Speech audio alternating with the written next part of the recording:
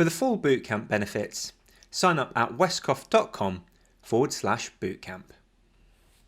Hello, this is David, and in this video I'm going to explain to you why you do not need to eat like a bodybuilder in order to build muscle.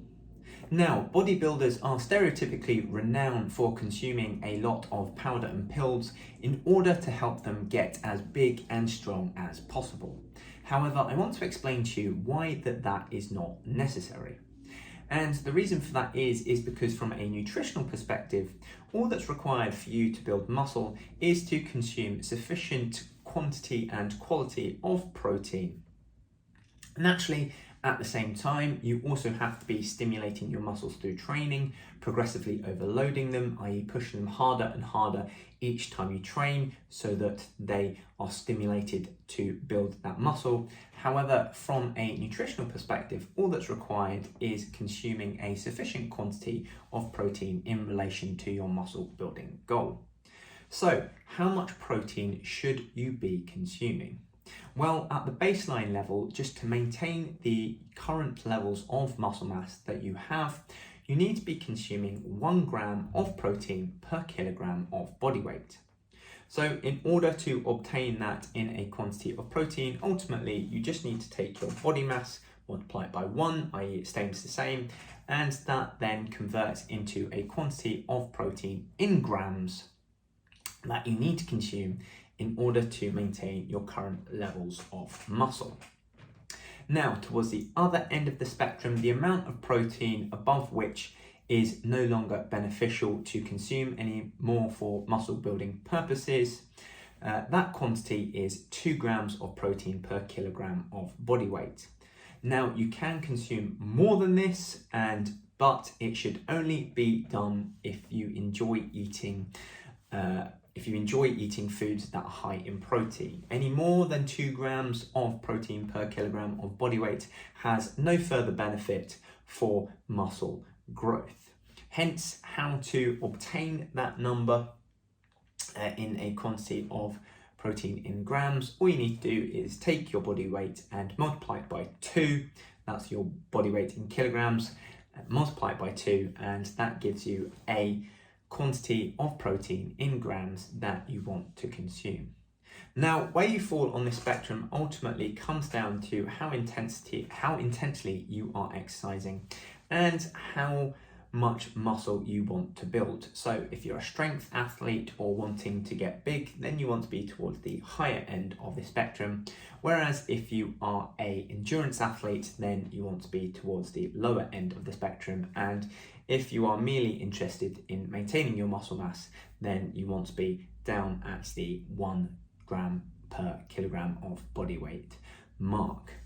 Similarly, when you are losing weight, you want to be towards the high end of this scale. And that's because when losing weight, because you are not filling your body with as many calories as it burns off, your body can therefore be tempted to take away not only from your body fat stores, but also from your muscle as well, in order to generate that energy, to keep your body going, in order to fill in that caloric deficit that you are sustaining. Hence, it's really important that you actually eat towards the high end of the protein scale when you are attempting to lose weight, in order to ensure that your muscle mass remains the same and you're not losing muscle as opposed to that body fat which we want to be losing when we lose weight. Now, however, having said this, eating supplements can be convenient when building muscle, and although that they're not necessary, can be a useful tool in making the process easier. So, for example, if you have a day where you don't eat as much protein as you want to, then you can consume a little bit of protein powder in order to bring your protein levels in line with where you need it to be. Now, this is something that I do myself, where I typically get all my protein needs from the foods that I eat. However, if I'm just having a day where I've got knocked off of track for whatever reason, then I've just got that protein powder that I consume in order to help me bring up the quantity of protein that I can, in order to help me bring up the level of protein that I consume to the levels that I need it to be at, thereby making it more convenient for me or giving me a backstop in case I miss things for whatever reason. So that brings me on to today's task. And first off, that is to calculate your protein range. So first off is to work out your baseline protein requirement. So again, that's multiplying your body weight by 1 to give the amount of protein that you require on a daily basis in order to maintain your muscle mass.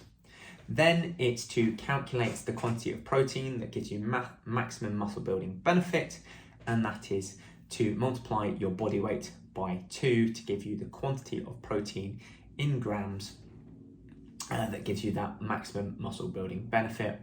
And then finally to post a comment down below in the comment section with that range. So ultimately you should have 2 numbers. One should be twice as big as the other one, which ultimately dictate the protein range that you need to come within on a daily basis, depending, and where in that range you come in ultimately depends on your muscle building goal.